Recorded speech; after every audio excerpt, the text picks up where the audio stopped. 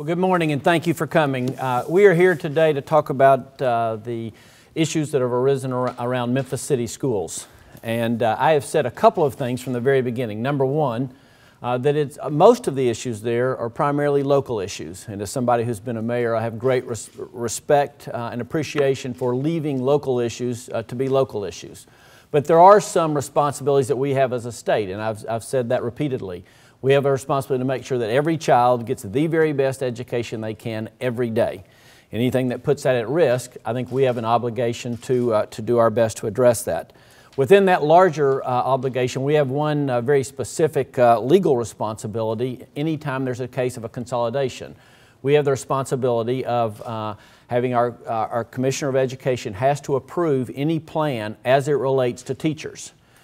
Because we have not received any plan yet as it relates to teachers, we are today have sent a letter to Dr. Cash at Memphis City Schools and John Aiken at Director of Schools for Shelby County, asking and requesting that that plan be put into effect. I'm going to let Patrick speak to the specifics of that in a minute, but we think that's obviously very important. In addition to this, I've been having conversations with both Mayor Wharton and Mayor Luttrell on a repeated basis. We've talked to leadership here in the General Assembly, both Speaker Harwell, Lieutenant Governor Ramsey, as well as some members of the Shelby County delegation, as well as other folks who are vitally interested, and have had conversations with other people, with members of commission, council, school boards, like I said, with a variety of folks there. I think it's very, very important that we acknowledge a couple of things. Like I said, first of all, we have a legal responsibility on this issue. Second, that we also have a moral responsibility. There is great progress being made in Memphis City schools and in Shelby County schools, and we don't want to see that interrupted. Beyond that, I think we have a common sense responsibility. It makes sense if you're talking about the largest school system in the state to be going out of business, that there be a plan for how that's going to happen. Everything from school bus contracts to how lunch will get served the next day. And when you have over 100,000 children who are depending on that system, I think it's coming upon all of us to make certain that we have a plan in place. All along, we've been kind of monitoring this situation. We've kind of had 3 or 4 guiding principles. Number one, let local issues be local issues. Number two, we do want to follow the law, and we want to make certain we do it. That's our job, is to make certain the law is followed. Number three, what at the end of the day is in the best interest of school children in Shelby County and Memphis City schools. And 4, to continue the progress that is happening in Memphis. I want to be very specific about that. State law requires, like I said, this plan be implemented, and I'll let Patrick talk to that in a minute if you'd like. But we think it's also, like I said, in the best interest of everyone to make sure that there's a plan that outlines the details of exactly how this will happen. We will continue to monitor and we'll consider additional action if necessary. In the meantime, we're going to ask that local leadership to engage very quickly on this. I've talked to Mayor Wharton and Mayor Luttrell as recently as last night. We'll talk with them both again this afternoon, urging them to do what they've been doing, to provide real leadership, to bring those folks together, whether it be the 2 school boards, county commission, city council, to come up with a plan that works. Obviously, there's a vote scheduled for March 8th. Nothing we are doing here will impact that vote. We think, again, that's a local decision. But we would encourage those responsible elected leaders and other people in Memphis and Shelby County to begin working now on the plan for how that will be addressed. So with that, I will stop and we'll welcome any questions from anyone. Governor or Commissioner, if either of the 2 school systems don't submit this plan, what is the state's legal recourse? Can you withhold funds from them? Or can you prevent the merger from happening? I think if there's broad authority for the Commissioner of Education to withhold state funds in any district anytime there's non-compliance with a rule or a state statute.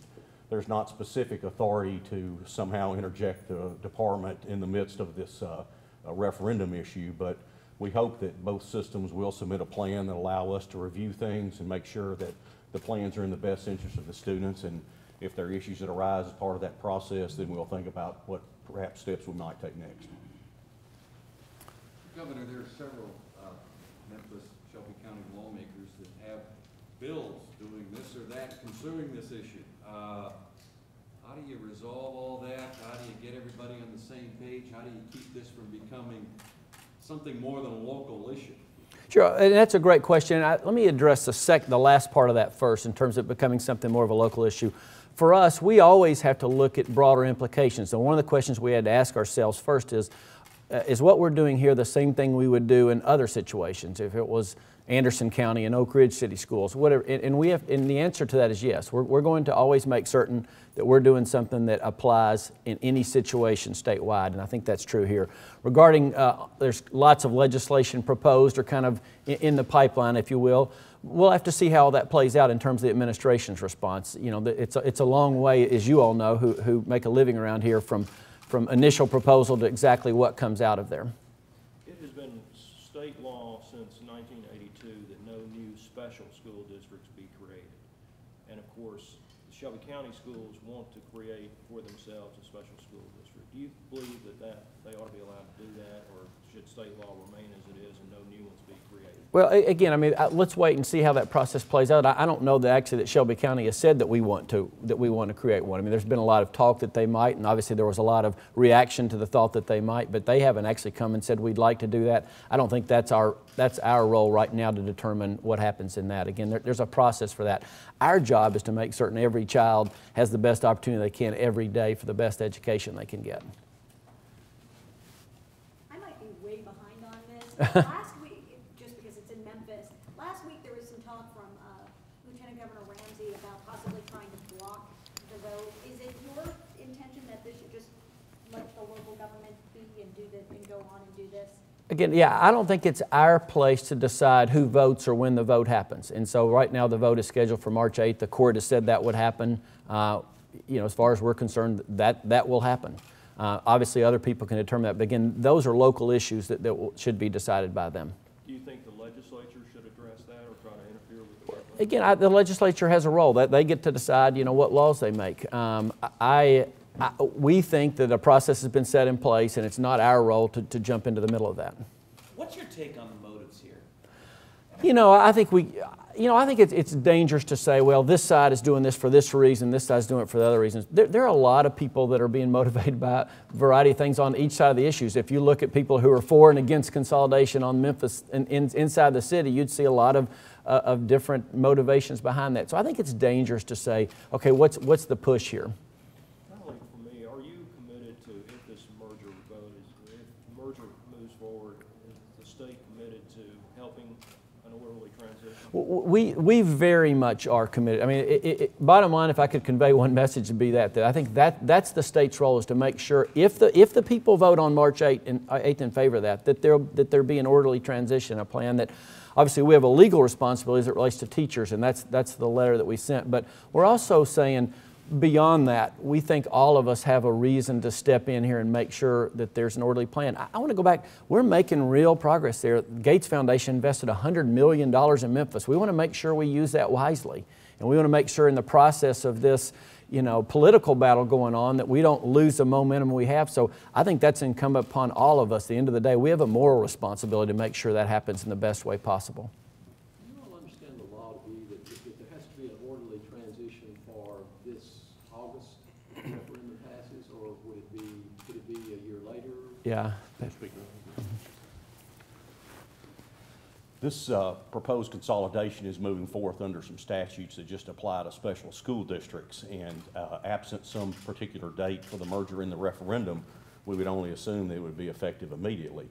I think it's instructive when you look at other parts of the code that speak to joint voluntary consolidation. You'll see a process laid out that requires some very thoughtful planning, a host of issues that need to be addressed.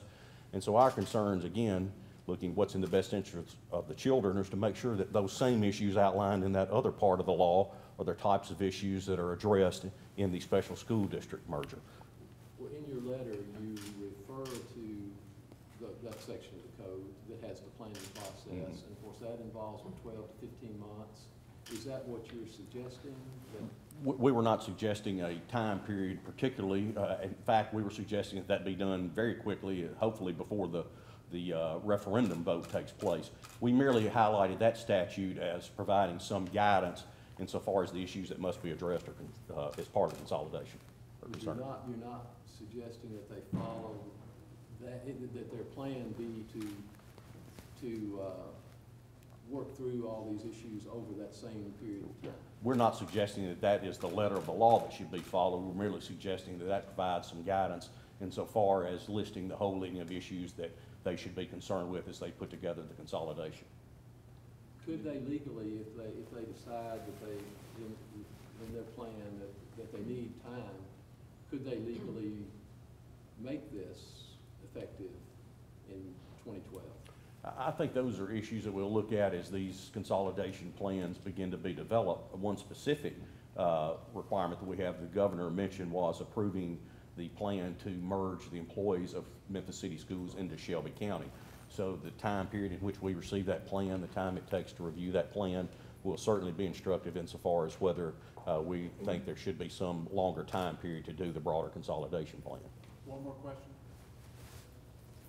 Anybody? Well, thank you. Let me end with this. I actually have, like I said, have a great working relationship with both Mayor Wharton and Mayor Luttrell. We've had frequent conversations on this. I realize the schools are not their direct responsibility, but I do have great faith and confidence in their leadership. This is a very difficult, complicated situation with a lot of history involved.